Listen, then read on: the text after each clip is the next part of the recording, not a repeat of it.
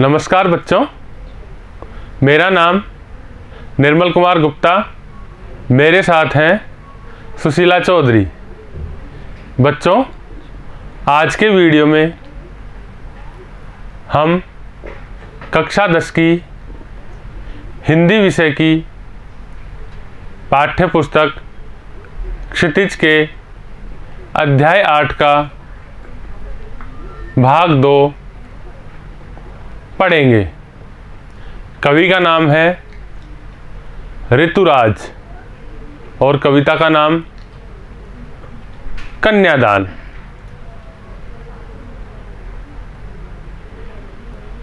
बच्चों, पिछली वीडियो में हमने इस कविता का सार पढ़ा था। आज के वीडियो में हम इस अध्याय के कुछ प्रश्नोत्तर हल करेंगे। शुरू करें बच्चों।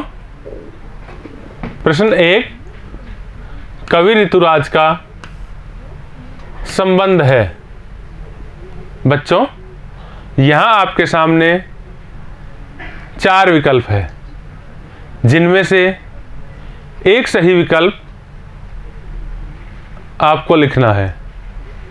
पहला है भरतपुर से, दूसरा उदयपुर से, तीसरा बीकानेर से, चौथा जालौर से।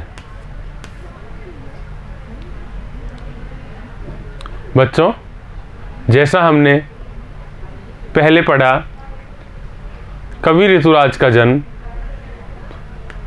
भरतपुर में हुआ था, अतः इनका संबंध भरतपुर से है। प्रश्न 2, कन्यादान में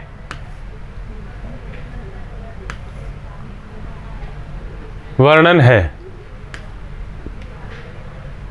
बच्चों, इन 4 विकल्प में से एक सही विकल्प आपको बताना है। पहला, माँ की बेटी को सीख का। दूसरा, समाज के यथार्थ का। तीसरा, स्त्री की स्थिति का। चौथा, उपर्युक्त सभी। बच्चों, जैसा हमने कविता में पढ़ा, इस कविता में इन सभी का वर्णन है, अतः सही उत्तर है उपर्युक्त सभी का। प्रश्न 3, माँ ने बेटी को क्या क्या सीख दी? उत्तर है, माँ ने अपनी बेटी को निम्नलिखित सीख दी।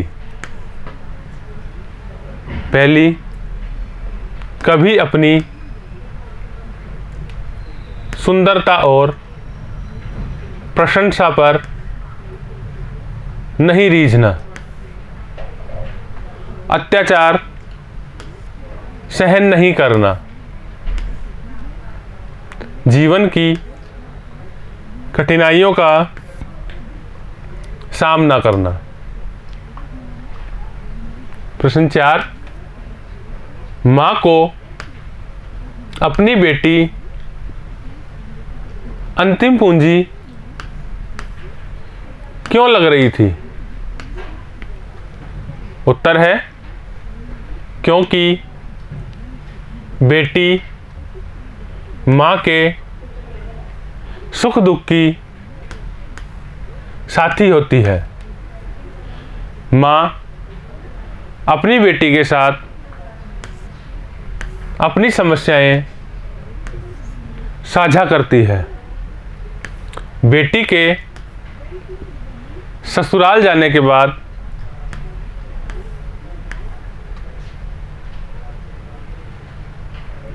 माँ अकेली रह जाएगी। इसलिए बेटी उसे अंतिम पूंजी लग रही है। प्रश्न 5, मां ने बेटी को किसके प्रति सचेत किया है?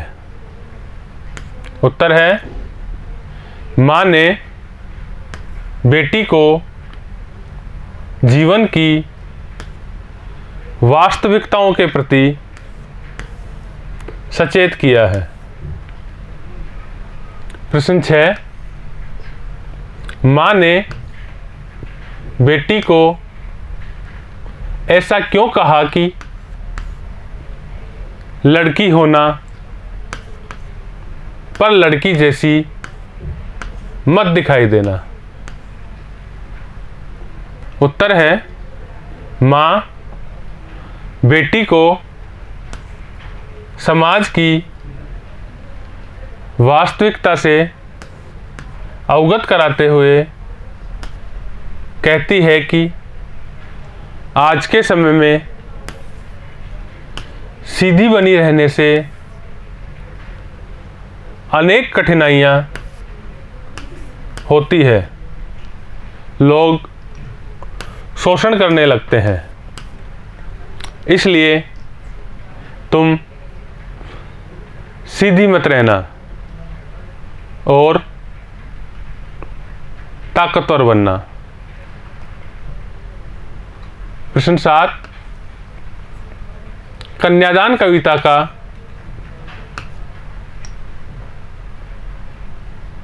सार अपने शब्दों में लिखिए।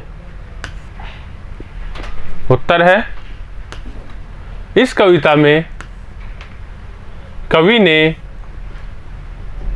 नारी जीवन की कठिनाइयों को व्यक्त किया है। आज के समाज में नारी की स्थिति का चित्रण करते हुए कवि कहता है कि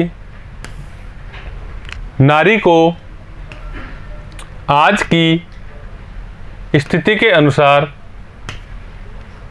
सशक्त बनना चाहिए। बच्चों, ये थे इस अध्याय के कुछ प्रश्नोत्तर। इन्हें आप बार बार वीडियो में देखें, समझें और याद करें। अपनी उत्तर पुस्तिका में लिखें। धन्यवाद।